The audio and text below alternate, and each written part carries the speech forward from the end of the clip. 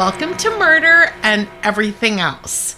My name is Joy. And my name is Cheryl. Joy and I are two very old friends who love to talk about murder and everything else. Joy, I finally got to see Weapons. I was so excited to see it. It's the same writer that did Barbarian. Same creator. And, you know what's funny? As soon as I hit play on the movie, I had this sinking feeling. I was thinking, what if this is one of those situations that I have come across many times in the past where a movie has gotten really good feedback and then I see it and I'm super disappointed. You built it up in your mind. Yeah, because people, who said it was like the best movie they've seen in 5 years? And I've only heard great things about it, so I expected it to be great. Better than Barbarian. And I was so, half an hour into it, I'm like, is this going to get good? Is this going to get better? It's not bad. If I had stumbled onto this movie by myself, I would have probably enjoyed it. You just built it up because of Barbarian. I had built it up so much that I didn't really care for it. It had, the star was Julie Garner. Oh, you love her. She is such a great actress. From Assistant. But she's from Ozark. Oh, I haven't seen that. She makes that entire series. I swear to you, she's so good. But so I was really I was so disappointed. I was so excited. I was like, oh, it's available on HBO. And got all ready.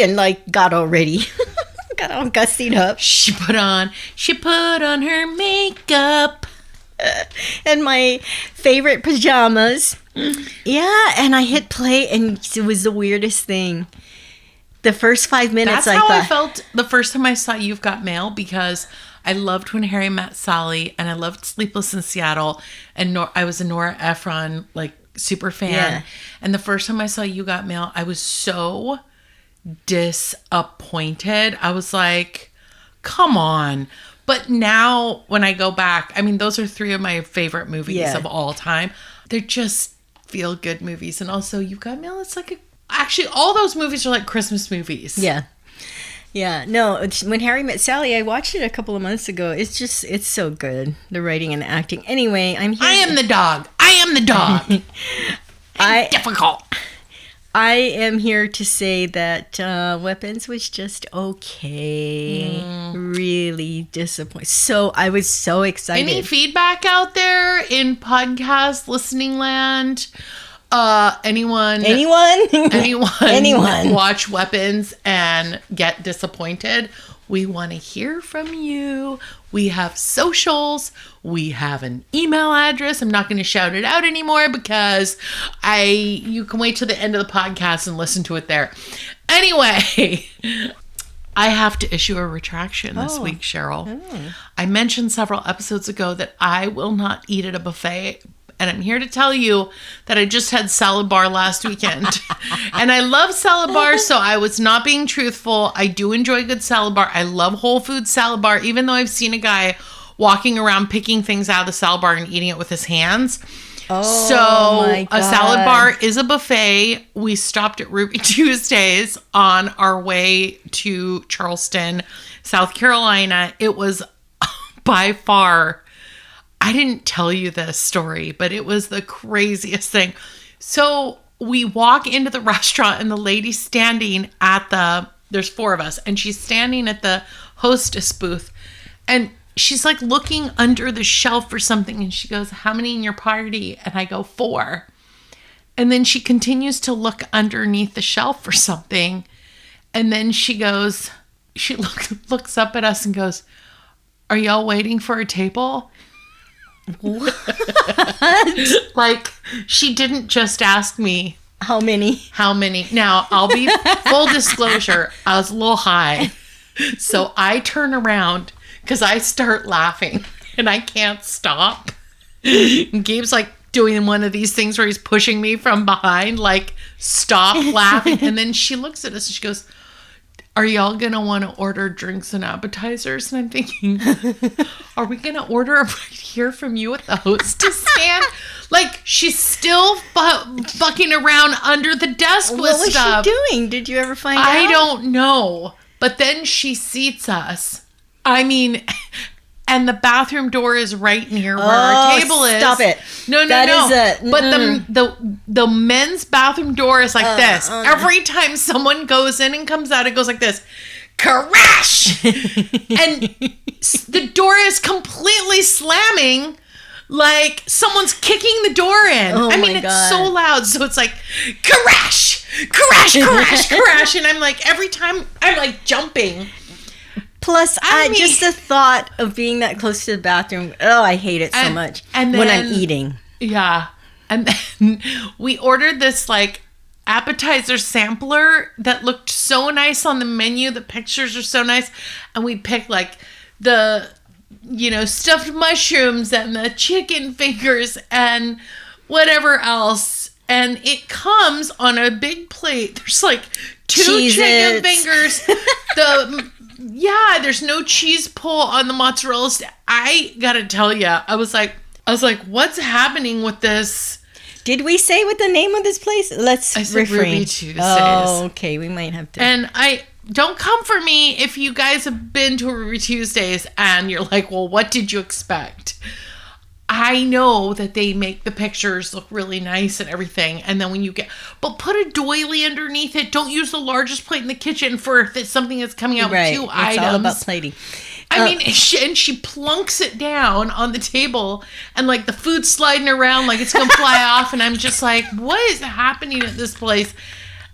I mean, and then also like, anyway, I got off topic. Is this where you had the salad bar? Yes. So the retraction is that I do eat at buffets. I love buffets. I've always loved buffets.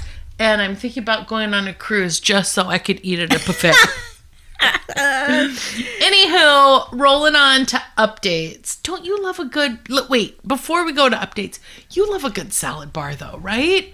Remember salad bars back in the day and it had... Remember we talked about Sizzler's salad bar? Yes! Yeah. Oh. There's a place, a pizza chain in Arizona. I think it's only in Arizona called Barrios.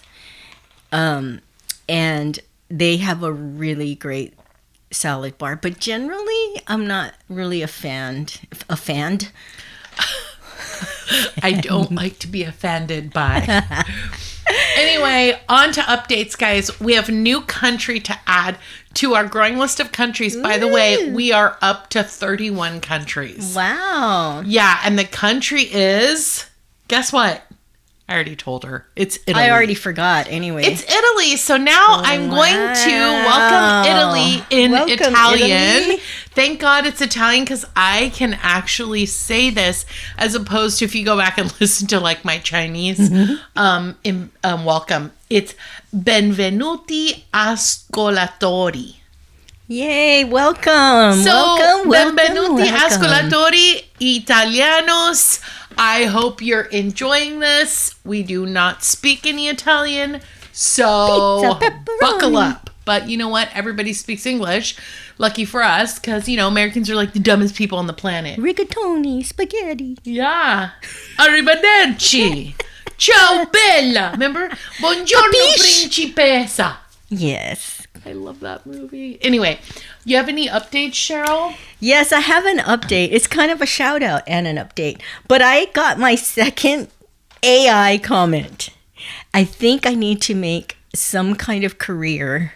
I need to moonlight as an AI voice.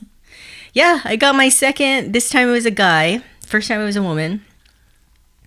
And she was super apologetic, so I didn't know how to take that. But this guy even went on to say... Because he said, are you AI? And I said, no. I wonder how many times I'm going to be asked that in my lifetime. A lot. And I said, no, I'm a real live person. He goes, oh, you sound so nice. So he did, he did clarify, he did specify that it was a compliment. Whereas that lady, I don't know, because she keeps going, I'm sorry. It's kind it's very entertaining to say, how may I assist you? And it's like, are you a... Yeah, I bet.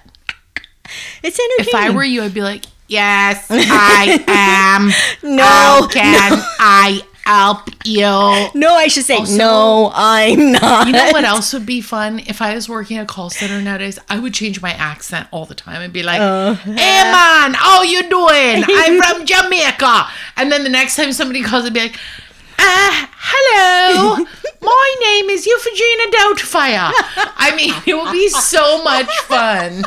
Anyway, that's my update. It's more like a shout out to that guy because I thought that was amusing. I'm going to now start a chart. It's the second one. Second out of who knows how many. Also, guys, if you listened to last week's episode, which was the mushroom murders, Cheryl literally turns her shout out into a complaint. It's like a complaint. It's like a shout out wrapped in a complaint. She's all, I ordered flowers for Christine and then I don't like the picture on the website. No, she's they like were beautiful. She's like the original Karen. So I gave a shout out first. I said the flowers are beautiful. They didn't leave it in the sun, but then there was a but. Oh my God. Anyway, my shout out today is for the city of Charleston. We went over the weekend and I had a lovely time and we hung out with our friends Chris and Doreen. Shout out to Chris and Doreen. Hey Chris, hey Doreen. Chris and Doreen. It was fun and restful. We laughed a lot and it was just what the doctor ordered. And also for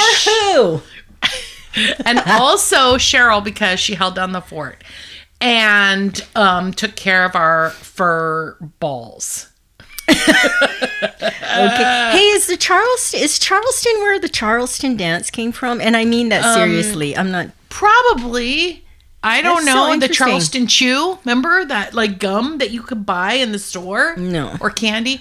Also, the other thing I just want to give a little shout out to is Cheryl introduced me to this like straight razor thing that you shave the hair off your face. And you have to use one of those magnifying mirrors. And Cheryl has one in her room. Oh my God. First of all, my face feels like a baby's bottom. Baby's booty. And there's no hair anywhere now. I've decided I'm going to use it on my whole body. I'm going to be like... Anyway, it feels a very so small blade. Nice, but it's also exfoliating. Yeah, exfoliating. That's what I'm going to do it once a month. And I'm here to say that you don't have to buy, ladies, you do not have to buy the power one because I did for over $100. Whoa! I told you this and I used it and I'm thinking those handheld, you those didn't manual say ones. It was over $100. Yes, I did. She doesn't listen to me. You lie. And then after I used it, lie like a rug. I returned it because I thought these disposable ones are so cheap. Mm-hmm. And also I'm very into like hygiene, everything being hygienic and sanitary. So I use it once and I'm going to throw it out. So that, there's no bacteria. But I'm here to tell you, ladies, you don't have to buy those. And I'm telling you, the electric one, it didn't do as good a job as this just a manual razor shaver, whatever it's called. Remember that thing that you used to put on your legs and it would like supposedly yank your hair out from the root? What was that thing called? It was such electrolysis? No, it was like, I don't even remember. Wax. I don't know what it was called. It was like this battery operated thing and you put it on your legs. It would rip your hair out. A taser? Yeah. I gotta look that shit up. This was in the 90s. I bought one and people ended up with like rash because it was it was so taking abrasive. Out the reason that it was like the hair didn't grow back for a long time is because it took the two top layers of your skin off with it. It felt like you were being electrocuted. It was so bad. But you know what I do think about is what happens when we're like 85 and all those hairs that we've been cutting off come back with a vengeance and we can't see them and then they're just like staying all over our face. At that point, you really don't give a you know what. Yeah, that's true. I have a shout out that has to do with hair too, because I was gonna talk about shaving my face, which is what you just talked about.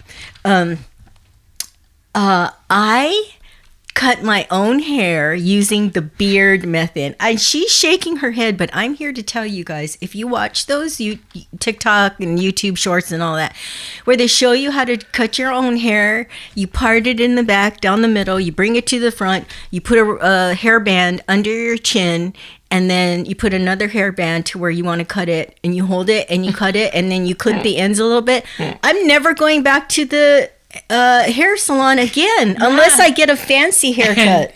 And you'll be able to tell she cuts it herself if you run into her at the store. I don't care. I don't like having to pay anymore just to get the bottom of my hair, the ends trimmed. Now, if I had a haircut like yours, obviously I wouldn't do it myself. Yeah, because I have short hair. Because she's fancy. And I'm not fancy. Oh, I forgot to tell you yesterday, the guy at Costco, the one that always flirts with me, he was like, I like that haircut. And he was like close talking like this. Oh my God. And he was all, you get that. He goes, you get that cut today? And I go, no. And he's all, that looks like an expensive haircut. And I was like, $19 at Great Clips. And he goes, where's your Great Clips? And I was like, wouldn't you like to know? And then I walked out. I was like, swagger. Nothing like a compliment to make Nothing you feel good. like it! Like my AI compliment. I'm taking it as a compliment. I don't care what you say. Oh my God. All right, guys. We are back this week. Oh boy. We are back this week with murder. Okay? Yeah. And Cheryl has something very creepy for you. My name has 3 H's in it. Cheryl. So, I talked about that monster series by the guy that does the American Horror Story. Why can't I think of his name right now? Ryan Reynolds? Murphy. Reynolds. And another guy. Anyway, I told you how I was disappointed in the Monster Ed Gein series or limited series. So we are going to talk about him today because they took many creative liberties, which I don't mind if you do that, but they went off the rails. So if you're watching it for accuracy, please don't watch it for that. If you're going to watch it as pure entertainment. So we're going to talk about it today, and hopefully all my sources are accurate. And we're going to talk about things that actually happened. So my sources are Wikipedia, people.com, and allthat'sinteresting.com. Serial killer Ed Gein may not have quite the same immediate name recognition as Ted Bundy or Jeffrey Dahmer, but Ed Gein is one of the United States' most infamous killers. In the 1950s, Ed was nicknamed the Butcher of Plainfield. Where was Plainfield? In Wisconsin. And you know what? There's a lot of Jeffrey Dahmer, and you know why? He was from Minnesota. You know why it's cold up there? Okay, so I spent a couple of years doing a lot of traveling to Toronto, Ontario, and it's cold. There's a lot of drinking. People can't be outside a lot because they only have like 6 weeks of summer, so they end up like killing each other. I'm telling you, I have to look this up because it is incredible how many, you might not know all these names, but there's a lot. Every time I hear a story, it's like they're from, because if I say these names, people aren't going to know all of them, but Jeffrey Dahmer, Ed Gein, Walter Ellis, David Spanbauer, Stephen Avery, Edward Edwards, Chai Vang. Every time I hear a story, there's someone else from Wisconsin. But anyway, let's get back. I'm going to ask some friends I know who are from that area. If they know a serial killer? Yeah, what's going on with all the serial killers from your neck of the woods? And also, do you know any of these people? Okay, so Edward Theodore Gein was born in La Crosse County, Wisconsin on August 27, 1906. The second of 2 sons to George Philip Gein and Augusta Wilhelmine Gein. Ed's only sibling was an older brother named Henry. Augusta, who was extremely religious, frequently preached to her sons about the innate immorality of the world, the evils of drinking, and her belief that all women were naturally promiscuous and instruments of the devil. She reserved time every afternoon to read to them from the Bible, usually selecting verses from the Old Testament and the book of Revelation concerning death, murder, and divine retribution. Yikes. Ed Gein idolized and eventually became obsessed with his mother. Huh. In La Crosse, Ed's father worked as a carpenter, tanner, and firefighter. He also owned a local grocery store, but soon sold the business and left the city with his family to live on a 155-acre farm in the town of Plainfield, Wisconsin, which became their permanent residence. Ed's father was known to be a violent alcoholic who regularly beat both of his sons. Augusta took advantage of the farm's isolation by turning away outsiders who could have influenced her sons. So, can I just stop you right here? Yes, you please. said that dad was a violent alcoholic who regularly beat both of his sons. Do you think maybe because, spanking, there was a difference between beating and spanking. Spanking was usually with the hand. It was isolated to just your rear end. Whereas beating was belt, with a belt or with a stick or with a switch or, with a ruler. And a lot of times children would have lacerations or welts, from beatings. Whereas with spanking, you weren't supposed, your skin would be red, but you couldn't not sit down a little bit later, Yeah. So it's interesting. I wonder, especially what we know about, head trauma and, what happens to, children's brains when they're, knocked around. Yeah. I mean, I've also heard that, sometimes head trauma can lead to early dementia, can lead to mental illness issues. It can lead to signs of brain damage. So do you think maybe he had something like that connection from his dad? Not that it makes it okay or better. No, but I will tell you that I did say that the limited series did put him in a very creatively. It was very sympathetic to him. And I will say, after doing research and listening, after I watched the series, I went on and watched a few documentaries and went to YouTube channels. And he was a mentally ill person, Yeah. But mental illness, for example, I have anxiety and panic disorder. That's considered a mental illness. And I would never do any of the crimes that he did. So I feel I guess the thing that I don't understand is what compels or pushes someone from myself, who would never do something like that, to push someone over the edge. I know. Yeah, it's very sad because, we know that trauma can affect mental illness. Yeah, it can fuck shit up, that's for sure. Yes, in a more succinct way of putting it can fuck shit up. So the mother tried to isolate them from this big bad world, and it was easy to do, right, on this farm, because the farm was isolated, so she could control them better. On April 1st, 1940, the Gein brothers' father died of heart failure at the age of 66. Ed left the farm only to attend school. Outside of school, he spent most of his time doing chores on the farm. Ed was shy. Classmates and teachers remembered him as having strange mannerisms, such as seemingly random laughter, as if he were laughing at his own personal jokes. You do that. According to family acquaintances, Augusta punished Ed whenever he tried to make friends. Despite his poor social development, Ed did fairly well in school, particularly in reading. So even just what she did could be, affecting his mental health. On April 1st, 1940, the Gein brothers' father died of heart failure at the age of 66. Ed and his brother Henry began doing odd jobs around town to help cover living expenses. The brothers were generally considered reliable and honest by the rest of the community. While both worked as handymen, Ed frequently babysat for neighbors, seeming to relate more easily to children than to adults. So, for example, in that limited series, they have a whole scene or a whole part of an episode where he goes to babysit these kids, and then he ends up taking them out of the house. He was at their house babysitting them. The parents are gone. In the series, people.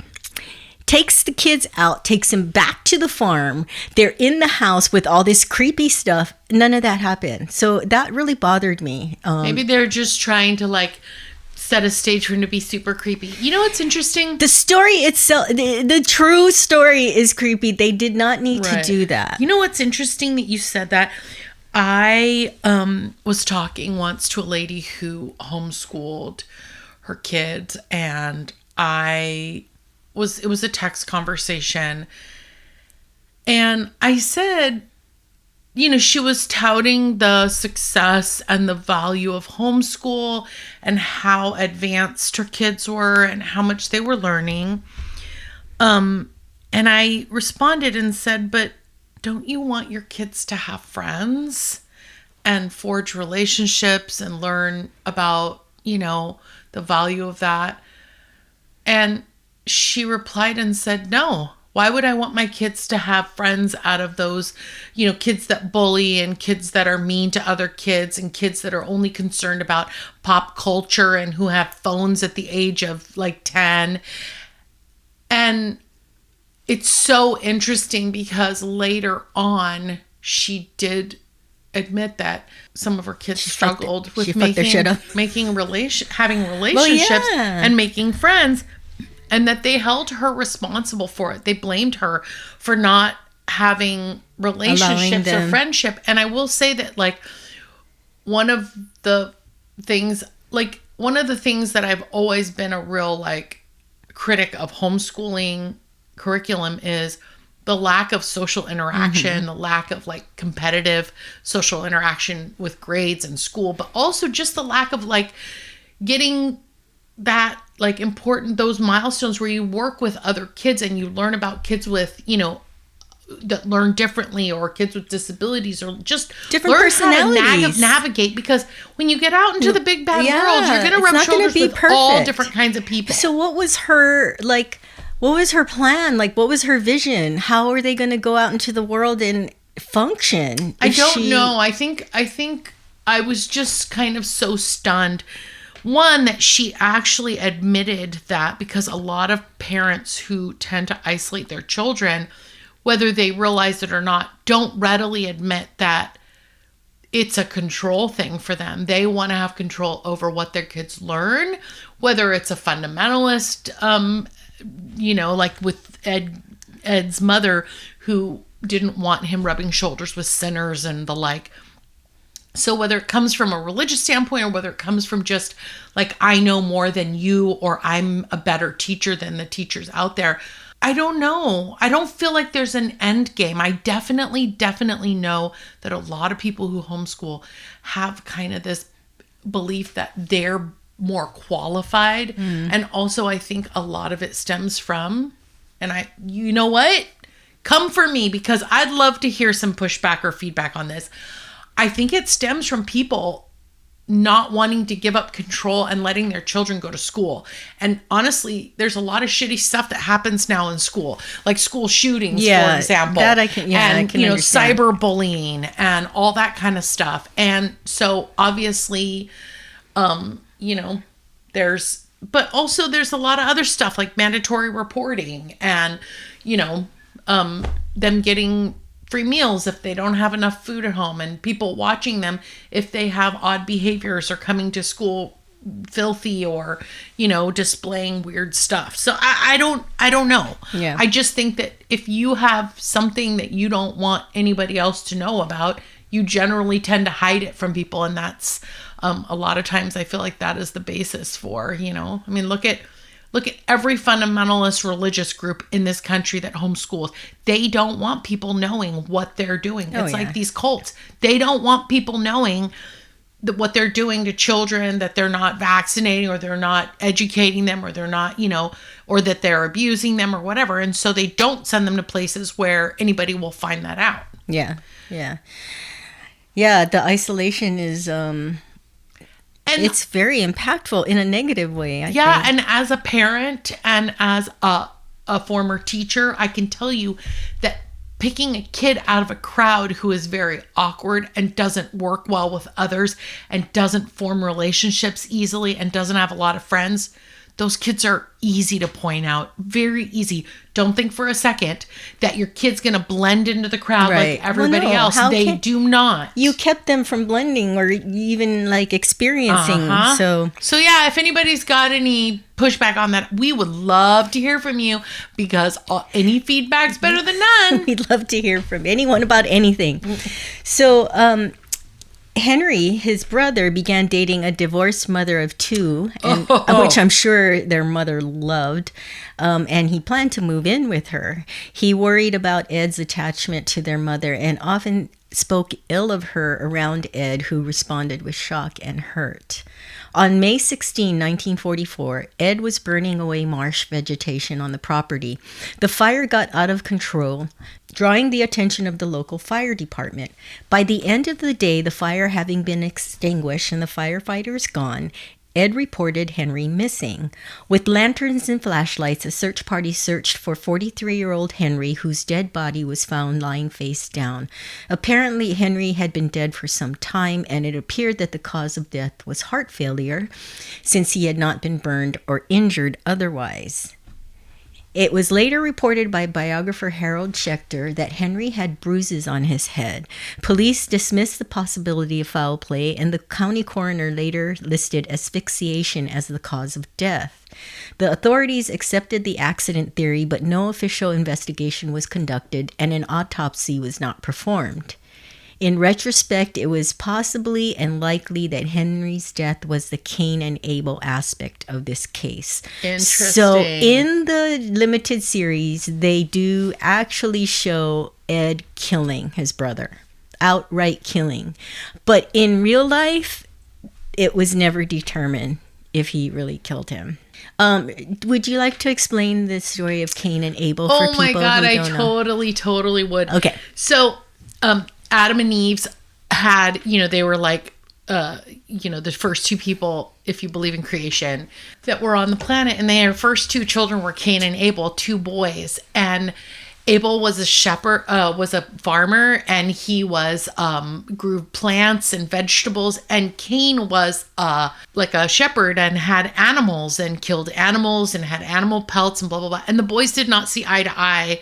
One was like, purveyor of all things plants, and the other one all things animal. And there was basically a battle, kind of like between good and evil. Mm-hmm. Basically, Cain being evil because he was killing things, mm-hmm. animals and eating animals, and Abel being like, so nature lover. Yeah, nature lover and loving animals and not wanting to kill them. So both brothers presented these sacrifices to God, and God favored Abel's offering but not Cain's. And in a fit of rage and jealousy, Cain killed his brother Abel, and then he ran away and hid because he didn't want to face, God's wrath, obviously. So that was the first murder story in the Bible. Oh, interesting. Yeah. And then what happened to Cain? Well, he went off and started basically like a podcast. He started. Okay, so this is where I also will say that there are lots of stories in the Bible that a lot of times people say are product of the time, and also who wrote it, and it was written by men, etc., etc. So the sons of Cain are always referred to, obviously, as warmongering people or murderers or bad people. A lot of times, murderers will murder people who are the closest to them, people in their own family. Well, yeah.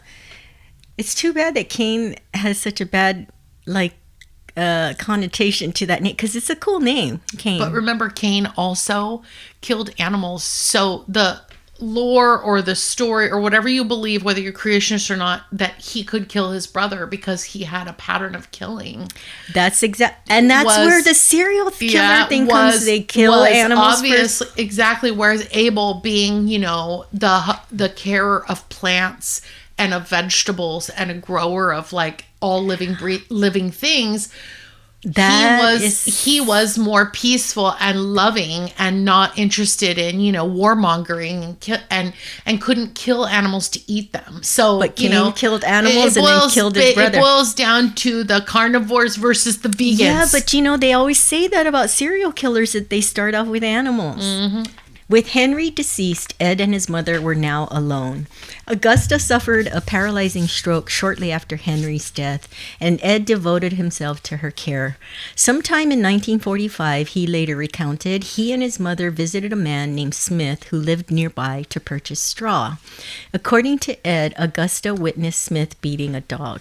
I had a hard time putting this in and talking about it. Yeah, because Cheryl does not like any stories of animal brutality. Yeah, if I even think she doesn't even like if a dog is a dingleberry hanging off its ass.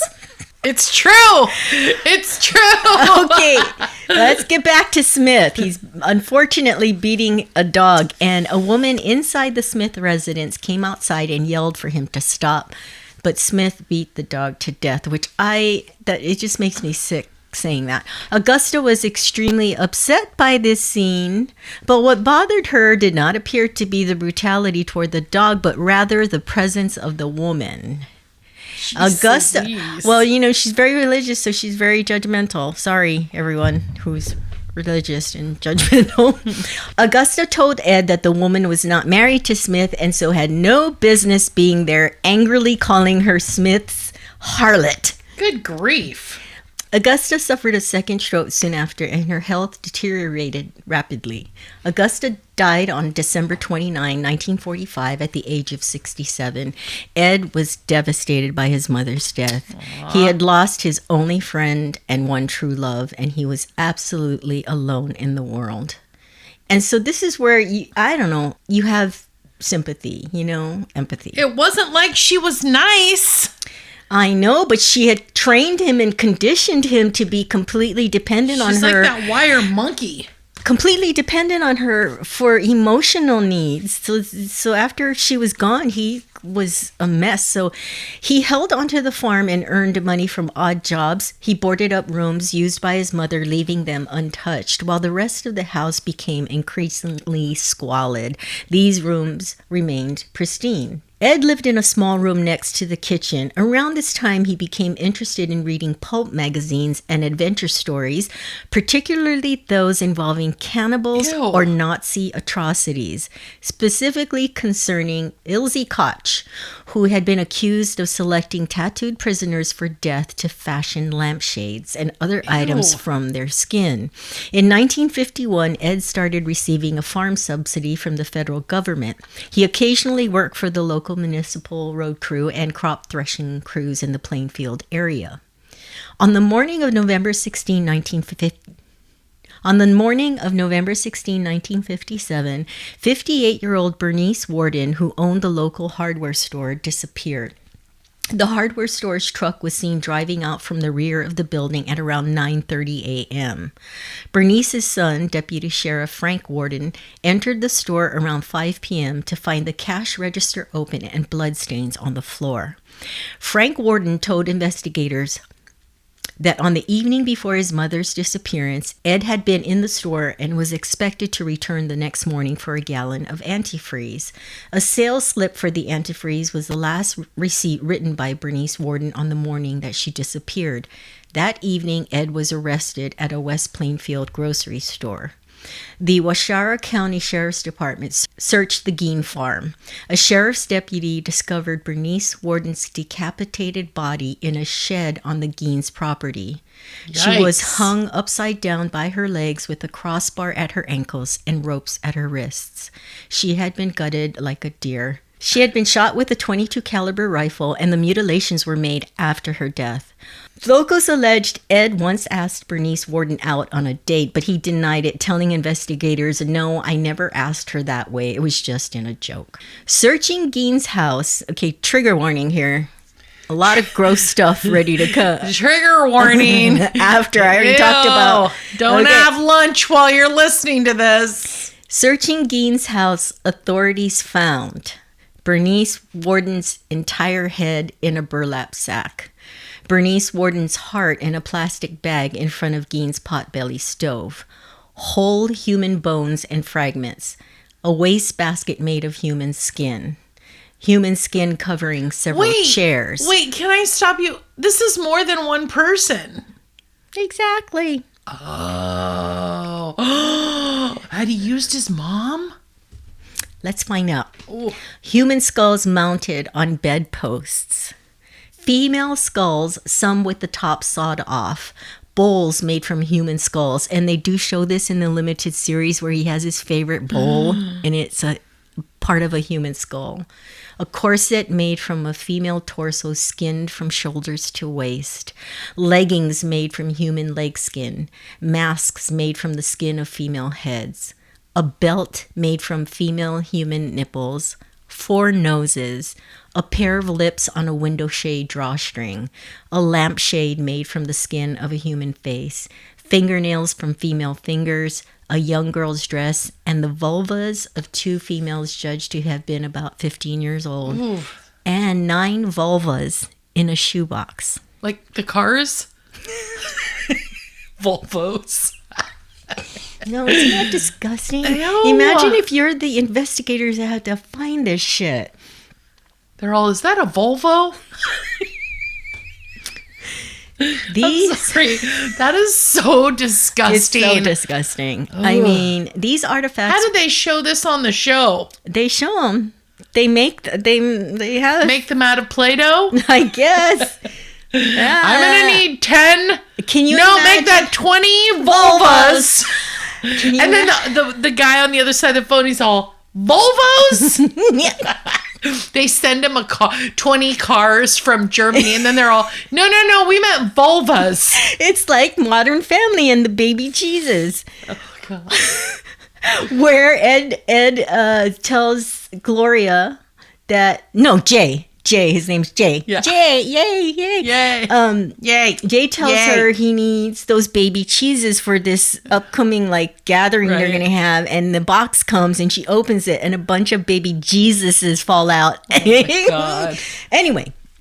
These artifacts were photographed at the State Crime Laboratory and then decently disposed of. When questioned, Ed told investigators that between 1947 and 1952, he had made as many as 40 nocturnal visits to 3 local graveyards to exhume recently buried bodies while he was in a dazed-like state. So he would watch the obituary, look at the obituaries. Ew. On about 30 of those visits, he said that he came out of the daze while in the cemetery, left the grave in good order, and returned home empty-handed. On the other occasions, however, he dug up the graves of recently buried middle-aged women he thought resembled his mother and took the bodies home where he tanned their skins to make his paraphernalia. Among the other disturbing items found in Ed's home were parts of a woman named Mary Hogan.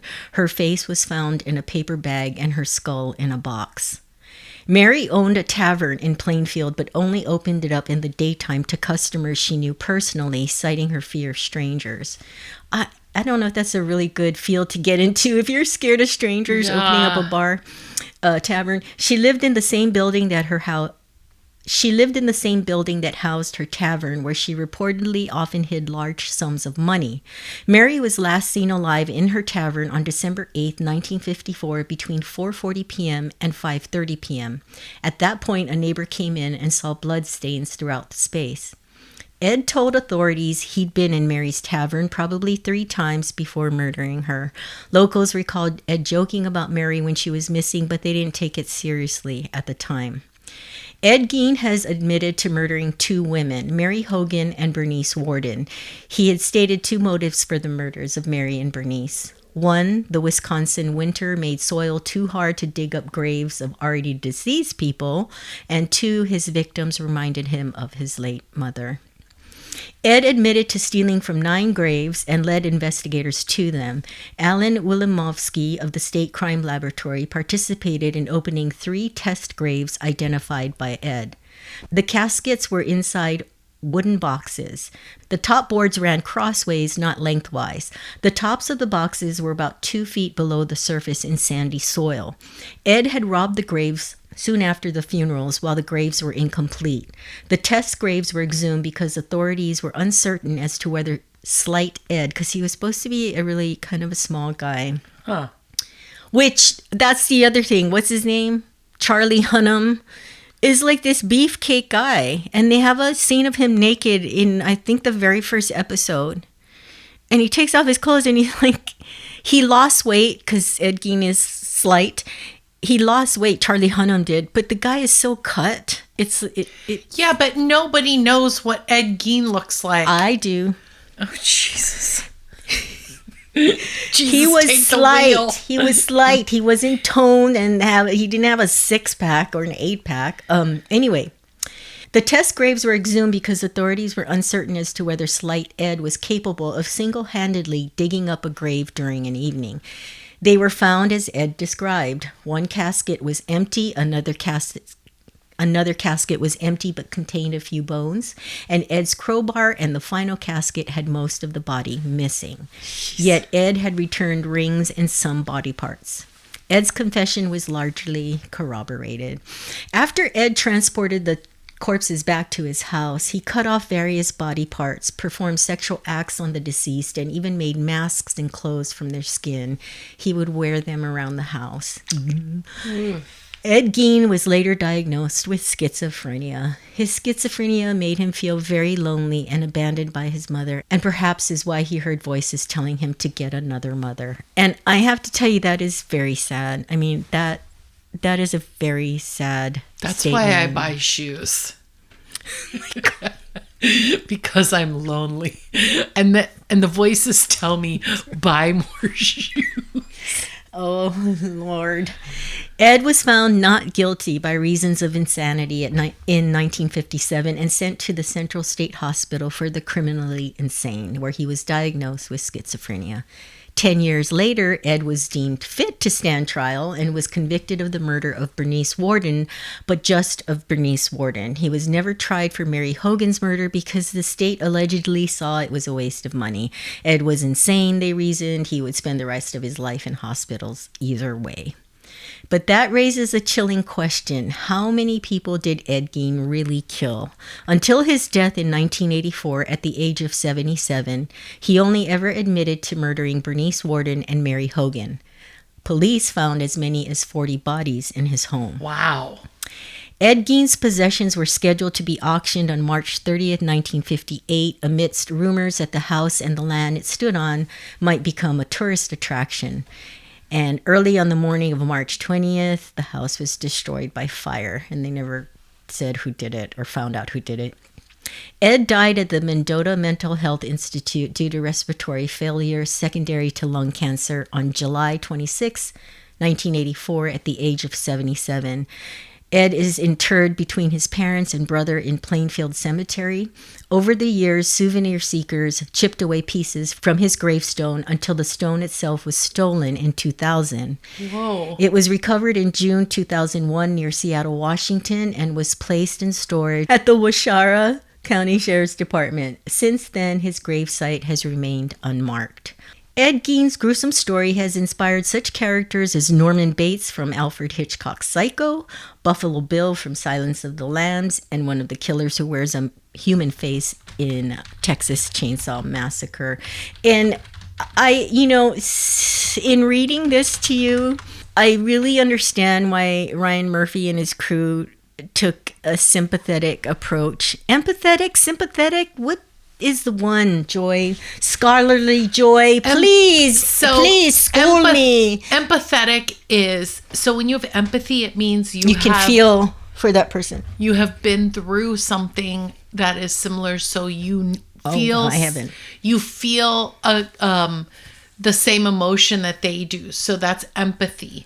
Sympathetic means you can feel sorry for someone not necessarily having gone through the same experience. Well, I'm going to say Ryan Murphy was probably sympathetic. Yeah, I don't think he had the same. Right. I would like to think that Mr. Murphy does not have the same experience. But I can, now that I'm reading it out loud like this, I can see why they took a sympathetic look at him. Yeah. But I mean, I'm not dismissing the women that he killed and the people he might have killed more people. All the crimes. But all the people he dug up, because that would be horrible. Bodies. I mean, because the other thing I want to know is, did they count the number of graves that were disturbed by him? And, and then tally. It doesn't sound like back then they were really concerned with tallying you know what I mean? Well, they know that there were 40 the parts in his house had to equal 40 different bodies. Right. But I don't know. I mean, maybe did they ever just dig don't up his mother and find any that he had maybe disturbed her body? You know, like that's the other thing is like I feel like if he had died, if he had been arrested today, there would have been a much more forensic. Like, oh yeah, no, this is, know. The thing is, he would watch the obituaries for women that resembled his mother, but also because it would be fresh, so it'd be easier to dig up the soil. So he's not going to dig up the ones that were too hard for him. Also, nowadays with DNA stuff, they'd be able to identify whose all the bodies those were. But just imagine, like that's I thought about it. You know, having your loved one's body like dug up and desecrated like that. It's really awful. That's crazy. This episode makes me want to like crawl in a hole. I feel sick to my stomach. You know what makes me besides the vulvas is the that belt made of nipples. That's just like I'm gonna buy one of those for Gabe this Christmas. And you know there are pictures. I don't want to know that. I didn't see the vulvas, but I have seen pictures of the other stuff. I used to want to buy a Volvo. Guys, when Cheryl brings the mayhem, when Cheryl brings the Volvos, when Cheryl brings the vulva, she really brings the vulva. Next, listen, guys, if the guy at the Costco says, "I bet you drive a Volvo," yeah, he'd be like, "I don't drive a Volvo, but I got a vulva." The next time he looks at me and he goes, "I like that haircut," I'll be like, "I drive a vulva." I got a vulva. Guys, listen, if you have made it through this episode without throwing up, bravo! Bravo! Guys, if you've never been in a Volvo, it is a real crime. Also, guys, if you haven't been in a vulva, it's also a crime. But you know what else is a crime? What's that, Joy? We are out of time. That is a crime. Well, thank you for listening, everyone, and don't complicate your day. All creativity, commentary, and opinions in this podcast belong to Cheryl and Joy. Music composed and mixed by Gabe McKeon. Logo and merch managed by Cheryl Yamaguchi. Podcast editing, advertising, and social media managed by Joy McKeon. Legal representation provided by John Bojezic. Please like, subscribe, follow, and listen. You can listen to us on Spotify, Apple Podcast, Audible.com, Amazon Music, YouTube, and iHeartRadio. And remember, you can find us on Instagram and TikTok, or you can email us at murderandeverythingelse@gmail.com. Bye, fishes.